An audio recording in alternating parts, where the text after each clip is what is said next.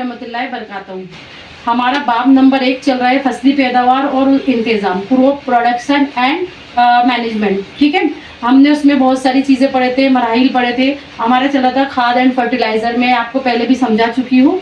अब मैं दोनों में डिफरेंस बताऊंगी और डिफरेंस अच्छे से ध्यान में रखेंगे तो हमेशा के लिए क्लियर हो जाएगा कि खाद क्या होती है, फर्टिलाइज़र क्या होता है। ठीक है, अब जैसे कि फर्टिलाइज़र, तो फर्टिलाइज़र इंसान के जरिए तैयार किया गया एक गैर नामियाती नमक है, मतलब इसे इंसान तैयार करते हैं, फैक्ट्री में तैयार होता है। खाद एक कुदरती शय है जिसे मवेशियों के गोबर, इंसानी फजला और पौधों के बाकियात की तहलील से हासिल किया जाता है। मतलब खाद को हम इस तरीके से बनाते हैं जो कुदरती तौर पे होती है, जो चीज़ें कचरा वगैरह, फजला, ये सब चीज़ें होती है ना, तो इससे मिलकर एक खाद बनती है जो कि एक कुदरती शय है। और इसे कारखानों में तैयार किया जाता है, मतलब फैक्ट्रीज वगैरह में भी बनाया जाता है इसे, और इसे खेतों में तैयार किया जाता है। आपने देखा होगा खेत के आसपास गोबर वगैरह को इकट्ठा किया जाता है, इसमें पत्ती, फूसा और इस तरीके से पेड़ों की पत्ती वगैरह डाल दी जाती है। तो इस तरीके से ही खेतों के आसपास या खेती ऐसे इलाकों में तैयार किया जाता है जहाँ गड्ढा वगैरह हो, मिट्टी हो और इसमें पेड़ पौधे की पत्तियाँ भी डाली जाए,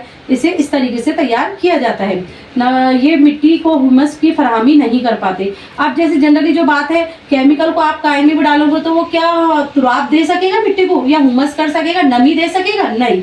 खाद से मिट्टी को भरपूर मिकदार में हुमस मिलता है। आपको मैंने इसके पहले वीडियो में बताई थी कि खुरदजिए पैदा हो जाते हैं मिट्टी में, जो गीले होते हैं, सांस लेने के लिए गड्ढे वगैरह बनाते हैं, गैसों का तबादला होता है, पानी लेते हैं, इसकी वजह से वो क्या हो जाती है, ह्यूमस से भरपूर हो जाती है, मतलब नमी हो जाती है, गीली गीली हो जाती है, जिसमें जल्दी से बीज जो है पनप जाता है। इसमें नाइट्रोजन, फास्फोरस और पोटेशियम भरपूर मिकदार में होते हैं। इसमें जाहिर सी बात है कारखानों में तैयार किया जा रहा है तो मतलब इसमें केमिकल का इस्तेमाल किया जाएगा। केमिकल में फास्फोरस, नाइट्रोजन, पोटास, यूरिया, ये सब चीज़ों का इस्तेमाल किया जाता है। खाद में पौधों के लिए तगजिया निस्बतन कम होता है। जैसे खाद इफेक्ट करेगी लेकिन थोड़ी देर बाद करेगी, और ये इंस्टेंट रिएक्ट करेगी। जो फर्टिलाइजर हम डालेंगे खेतों में इंस्टेंट करेगी, लेकिन ये केमिकल होगी और ये कुदरती होगी। ठीक है, इस तरीके से जो दोनों चीज़ों का फ़र्क हम समझ सकते हैं कि दोनों के लिए क्यों ज़रूरी है। अब जैसे मैंने आपको बताई कि फर्टिलाइज़र क्यों किसान जो है कि अच्छी पैदावार के लिए हासिल करने के लिए क्या लगाएंगे, ज़्यादातर फर्टिलाइज़र का इस्तेमाल किया करेगा, ज़्यादातर इस्तेमाल इसी का करेगा। ठीक है, मिट्टी की जरखेजी में अगर कमी आ जाती है तो ये आबी आलूदगी का भी जरिया बन जाता है। लिहाजा मिट्टी की जरखेजी को बरकरार रखने के लिए हमें फर्टिलाइज़र की जगह नामियाती खाद का इस्तेमाल करना चाहिए। मिट्टी में ज़्यादा केमिकल ना हो, इसके लिए हमें इस चीज़ का इस्तेमाल करना चाहिए।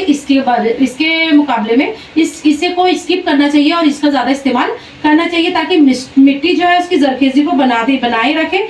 या दो फसलों के दरमियान अगर मान लो आप ये दोनों चीज़ों का इस्तेमाल नहीं करना चाहते, तो जब एक फसल उगाए इसके बाद दूसरी फसल उगाए तो उसमें कुछ टाइम के लिए खेत को खुला छोड़ देना चाहिए, जिससे उसके अंदर जो है तगजिया मिल सके मिट्टी को, और मिट्टी में पानी एब्जॉर्ब करने की ताकत बढ़ जाए, सलाहियत बढ़ जाए। तो इस तरीके से भी हम ये ऑप्शन भी हम सेलेक्ट कर सकते हैं खाद और फर्टिलाइज़र के। अगर हमको स्किप करना है या इसको छोड़ना है तो इसके बदले हम फिर खेत को ही खुला छोड़ दें।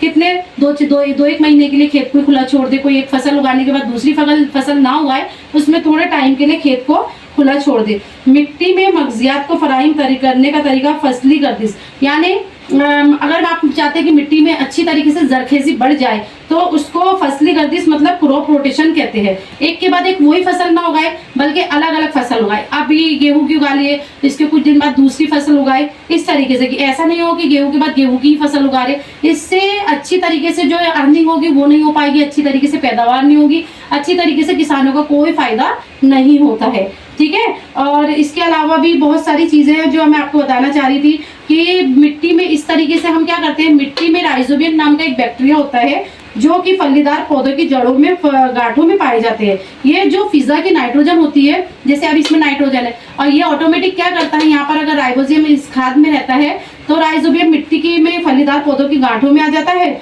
और वहाँ पर नाइट्रोजन को मुतय्यन करता है, मतलब फिक्स कर देता है। तो इस तरीके से फर्टिलाइजर जैसे खाद भी काम कर सकती है अगर उसे ज़्यादा टाइम तक की नमी में रहने दिया, राइजोबियम बैक्टीरिया पैदा हो गया, फलीदार पौधे लगा दिए गए, तो वहाँ पर नाइट्रोजन फिक्स होती रहेगी, जिस तरह यहाँ नाइट्रोजन का इस्तेमाल हम करते हैं। खाद के फायदे ये है कि नामियाती खाद फर्टिलाइजर के मुकाबले में बेहतर मानी जाती है। आपको पता है अगर इसका इस्तेमाल करेंगे तो केमिकल की वजह से मिट्टी की जरखेजी पर असर पड़ेगा, इसका इस्तेमाल करेंगे तो लंबे टाइम तक की मिट्टी की जरखेजी बनी रहेगी और इससे मिट्टी में पानी की रोक को पानी को ये अगर आपने खेत में ये वाला डाले खाद तो इससे मिट्टी में क्या होएगा, मिट्टी में एक ऐसी चीज पैदा हो जाएगी, सलाहियत पैदा हो जाएगी जो पानी को ज्यादा वक्त तक के रोक के रखेगी। इससे मिट्टी मसामदार हो जाती है जिसकी वजह से गैसों इससे मिट्टी क्या हो जाती है, मसामदार हो जाती है, छोटे छोटे छेद वगैरह हो जाते हैं मिट्टी में जिससे गैसों का तबादला होना आसानी हो जाता है, गैसों का आने जाने में आसानी हो जाती है। जैसे फिजा की ऑक्सीजन आई, नाइट्रोजन आई, इस तरीके से आने जाने में इसको आसानी होती है। इससे फायदेमंद खुरदजियों की तादाद में इजाफा होता है। अगर आप ये लगाएंगे खेत में, ये डालेंगे तो इससे खुरदजियाँ ज़्यादा बढ़ेगी। मैंने आपको बताया राइजोबियम एक एग्जाम्पल ली इसमें। इससे मिट्टी की साख्त में बेहतरी आती है और इससे क्या होता है, मिट्टी की पूरी साख्त में बेहतरी आती है। तो अब हम अगर हम इतना फर्क देखें तो इससे हम भी बता सकते हैं कि फर्टिलाइजर ज़्यादा बेटर है या खाद ज़्यादा बेटर है। तो खाद धीरे धीरे काम करेगी लेकिन वो मिट्टी को ज़्यादा नमी दे देगी। फर्टिलाइजर में केमिकल होते हैं जिससे मिट्टी की कम जरखेजी हो जाएगी, इससे ज़्यादा जरखेजी हो जाएगी।